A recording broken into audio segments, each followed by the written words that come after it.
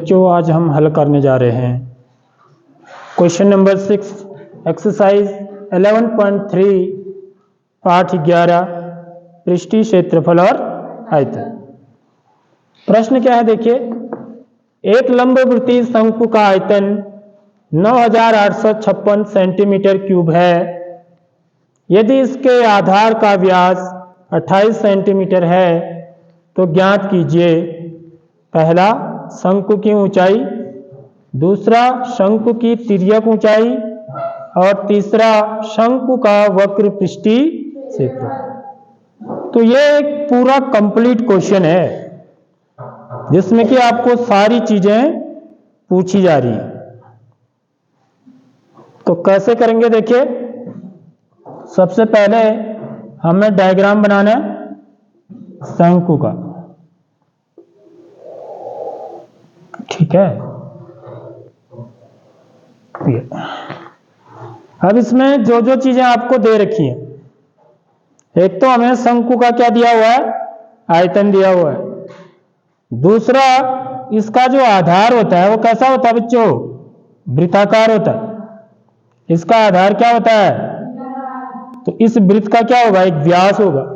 तो ये दूरी को व्यास बोलते हैं, यहां से लेकर यहां तक ये त्रिज्या कहलाएगी इतनी, समझ रहे हो। तो जब हम इसको हल करेंगे, ये आपको टोटल दूरी कितनी दे रखी है, 28 सेंटीमीटर। यानी कि आपको दो चीजें दे रखी हैं, ठीक है। क्वेश्चन में दो चीजें दे रखी है, एक तो आपको आयतन दिया हुआ है, वॉल्यूम दे रखा है,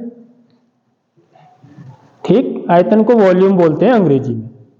और दूसरा आपको क्या दिया हुआ है, व्यास दिया है। तो इसका मतलब क्या दिया है, त्रिज्या दी है, ठीक है। तो यदि मेरे को दो चीजें दे रखी हैं तो मैं तीसरी चीज ऐसे निकाल सकता हूं बड़े आराम से, जो हमने कल किया क्वेश्चन है, ठीक है। यदि मैं h निकाल लूंगा तो फिर r मुझे पता है, h मुझे पता है, तो मैं l निकाल लूंगा, तिर्यक ऊंचाई।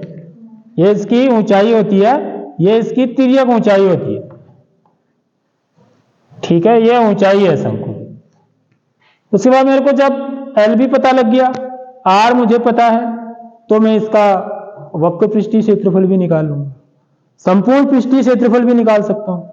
वक्र पृष्ठीय क्षेत्रफल में पाई आर स्क्वायर जोड़ दूंगा, ठीक है, ये वाला, तो संपूर्ण पृष्ठीय क्षेत्रफल भी निकाल सकता हूं, ठीक। तो ये इसकी कहानी है जो हमें पहले ही अपने दिमाग में रखनी है। तो अब जो चीजें मुझे पता नहीं है वो चीजें मैं लिखूंगा सबसे पहले, माना या जो चीजें निकालनी है, शंकु के आधार की त्रिज्या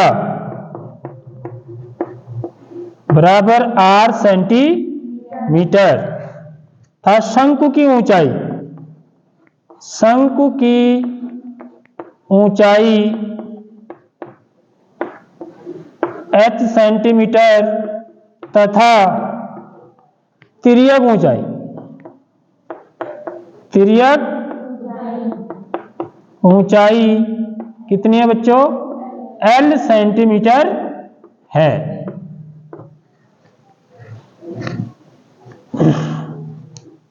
ठीक है। क्योंकि ये जो हमने नामकरण किए ना इनके, हम त्रिज्या को r बोल रहे हैं, ऊंचाई को h बोल रहे हैं, तिर्यक ऊंचाई को l बोल रहे हैं। तो ये सब भी हमको लिखना होता है जब हम हल करते हैं प्रश्न को, ठीक है, पेपर में। क्योंकि हमें ये बताना होता है कि ये r है, ये चीज r है, r क्या चीज है, h क्या चीज है और l क्या चीज है, समझ रहे हो। अब देखिए जो हमको दे रखा है वहां से शुरू करेंगे हम। सबसे पहले तो हमको व्यास दिया हुआ है, तो प्रश्नानुसार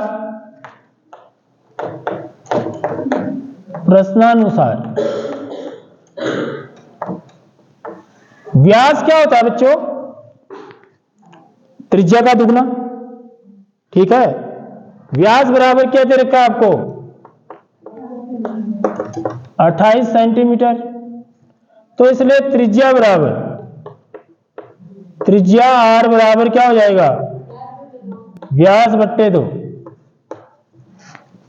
यानी कि 28/2 सेंटीमीटर बराबर 14 सेंटीमीटर। 28 को 2 से भाग देंगे तो कितना आएगा, 14, यानी कि इसकी त्रिज्या जो है वो 14 सेंटीमीटर है। r बराबर 14 सेंटीमीटर।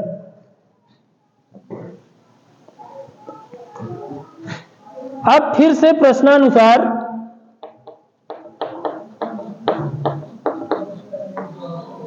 अच्छा, इसमें पहले अब मैं सूत्र लिख लेता हूं। शंकु का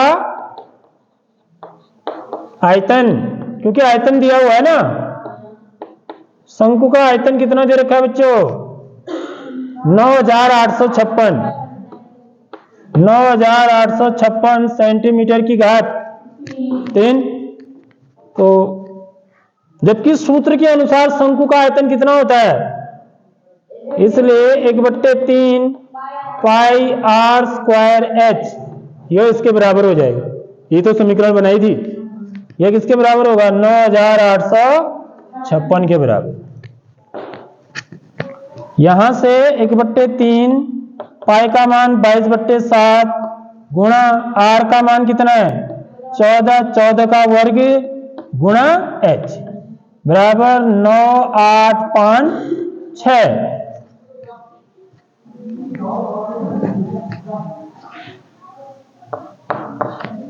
तो ये कितना हो जाएगा बच्चों, देखिए 22 गुणा 14 गुणा 14 होगा, नहीं होगा, एक को लिखने की जरूरत नहीं है, 22 से कम 22 हो गया सीधे, बट्टे 3 गुणा 7 हर में यह रहेगा गुणा h बराबर 9856। तो 7 कम 7, 7 दूनी 14, ये तो कट गया, 3 से नहीं कट रहा है, ठीक है। तो h बराबर यहां से निकालेंगे हम, तो जो हर में है वो अंश में चले जाएगा, दूसरे पक्ष में गुणा होके 9856 गुणा 3 बट्टे, इनको नहीं गुणा करना चाहिए, ठीक है, क्योंकि उसमें समय बर्बाद नहीं करना चाहिए, क्योंकि इसको काटेंगे ना, यहां कट जाएगा इससे, तो इसलिए हम इसको गुणा ना करें, सीधे इसको 22 गुणा 14 गुणा 2। अब सबसे पहले मैं ये देखता हूं कि क्या ये 11 से कटता है, ठीक है, इसकी जांच कर लेते हैं, क्योंकि 11 से कटेगा तो फिर हमारा बहुत सरल हो जाएगा मामला। तो 11 का भाग दे दें इसमें, ठीक है, इधर मैं रफ काम कर रहा हूं, 11 का भाग 9856 में दे दें, तो कितनी बार जाएगा बच्चों, 11 8 88, तो 0, 9 में से 8 गया 1, अब क्या उतरेगा 5, कितनी बार 11 9 99, 15 में से 9 गया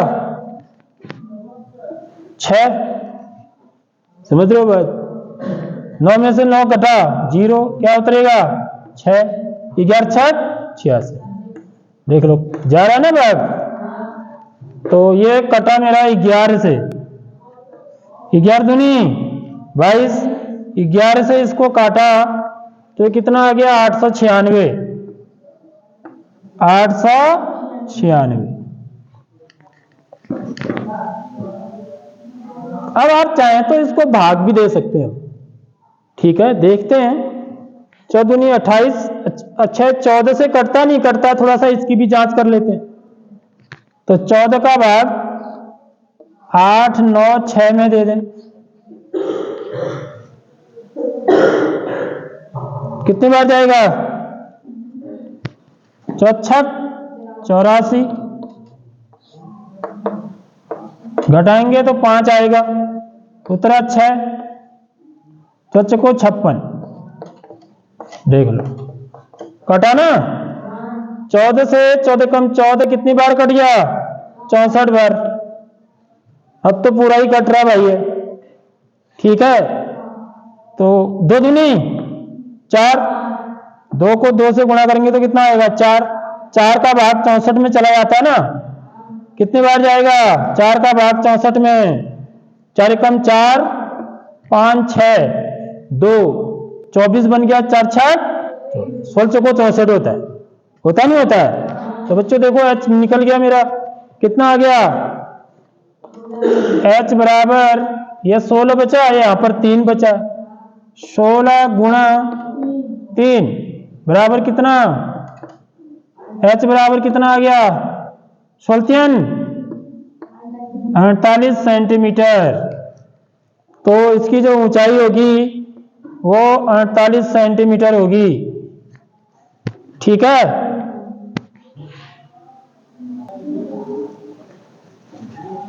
तो h बराबर 48 सेंटीमीटर आ गया, r पता है, अब मैं l निकाल सकता हूं।